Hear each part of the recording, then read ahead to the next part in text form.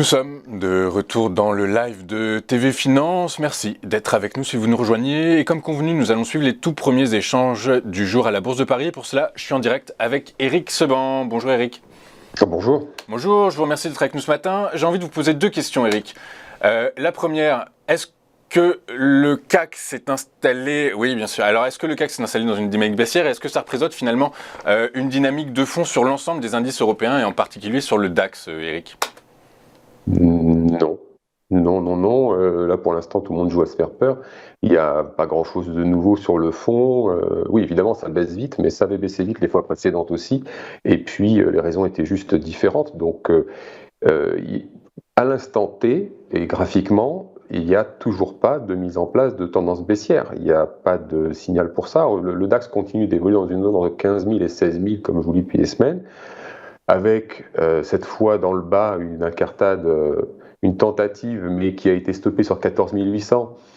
C'est une zone qu'on a déjà visitée à plusieurs reprises. C'était déjà début mai, mi-mai, début octobre de l'année dernière. Et puis là, on y retourne très naturellement. C'est une ancienne zone d'objectif que je vous avais donnée à l'époque, qui aujourd'hui fait pullback et fait support. En dessous, en effet, il n'y a rien. Par contre, là, c'est vrai que c'est la zone de vide, avec un support intermédiaire à 14 600, mais qui n'a pas encore fait ses preuves. 14 800, ça, on sait que ça fonctionne, tout le monde le voit. 14 600, on verra si ça fonctionne. Mais en tout cas, c'est pas bon signe. C'est-à-dire, si on s'installe sous 14 800, c'est pas bon signe du tout, c'est une régression. Et tant qu'on n'a pas ça, on n'a rien. On n'a rien du tout. On a juste des résultats US. C'était la semaine dernière, ça a commencé. C'est toujours cette semaine. Donc, ils sont en attente. Certains déçoivent et encore... C'est les perspectives, parce que hier, vous avez American Express qui prend 8, justement sur des relèvements de perspectives dans un marché qui n'arrêtait pas de baisser. Donc, non, c'est la vie des marchés, il y a un peu à boire et à manger, avec des personnes qui, en revanche, sont dans des situations qui les obligent à faire des choses. Ça, c'est sûr. Vous avez tout un tas d'acteurs qui sont obligés de faire des choses. La Fed va augmenter ses taux, on sait très bien, elle est obligée de le faire parce qu'il faut maîtriser l'inflation. L'inflation qui infecte les ménages, les mêmes ménages qui, pour la plupart, avec quand même, surtout aux États-Unis, beaucoup investi sur les marchés, se sont fait rincer sur les cryptos pour commencer, et puis ceux qui ont encore des actions se serrent les fesses. Parce qu'on est justement sur les derniers supports et qu'on a tout un news flow qui est très anxiogène depuis la fin de la semaine dernière, le milieu de la semaine dernière. Donc, mais pour le moment, on reste sur des supports que l'on connaît. On était dessus en octobre, on était dessus en novembre, on est exactement au même niveau qu'on était en décembre dernier, et à chaque fois on a rebondi. Alors je ne dis pas que cette fois-ci on va rebondir, je ne dis pas que le contexte est identique, parce qu'il ne l'est pas, mais sur le plan de chartiste en tout cas, il n'y a rien pour commencer à vendre. Sur le plan contextuel, ce qui a fait baisser en novembre, c'était l'Omicron. Là, c'est l'Ukraine et puis les résultats US. C'est ça qui est sur le devant de la scène. Donc le marché bouge au gré de ces nouvelles, avec une Fed qui attend pour remonter ses taux. On ne sait jamais, ça pourrait faire baisser les marchés.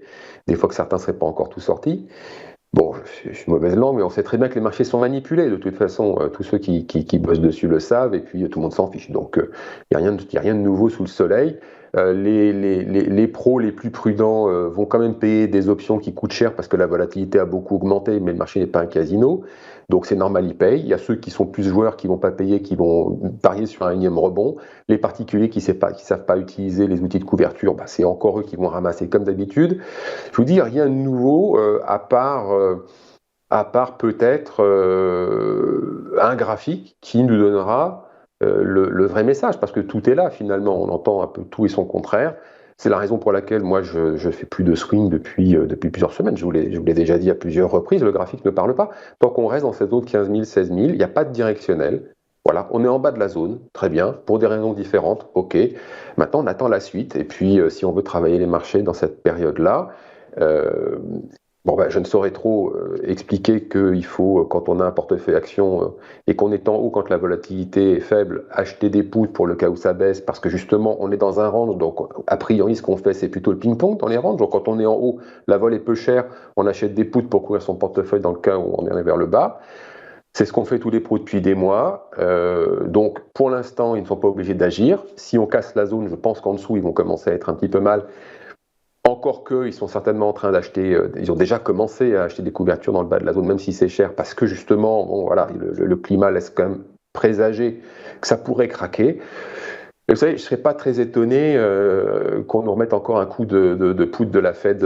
Voilà, la vraie surprise du marché, là, ce qui pourrait surprendre, ce serait un report de la remontée des taux pour une énième raison qui satisferait tout le monde, notamment les marchés, mais pas les ménages.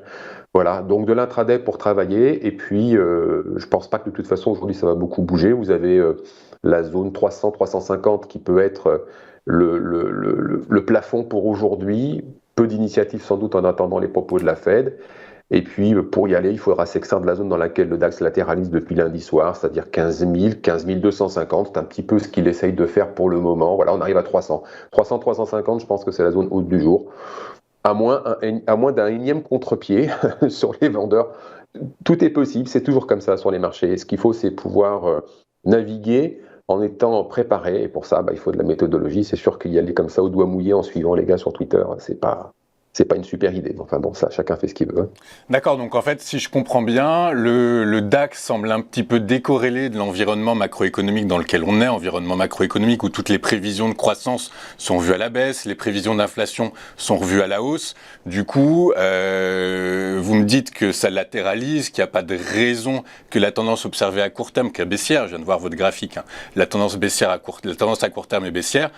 Du coup, le DAX, vous nous dites, devrait latéraliser entre les 15 000 et 16 000 avec une probabilité qui retourne vers les 16 000 plus importante que ce qu'il ne pourrait faire actuellement. Non. Il n'y a pas de probabilité plus importante d'aller vers 16 000 ou d'aller en dessous de 15 000. C'est juste qu'on est installé dans une zone depuis des mois, depuis mai, qui est effectivement 15 000, 16 000.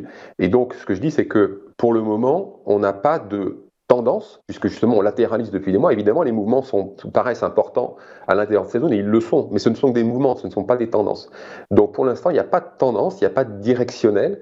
Il y a des nouvelles, encore une fois, anxiogènes qui entretiennent l'idée qu'on a ouvert un bear market, ce n'est pas le cas. C'est le graphique qui donnera le là.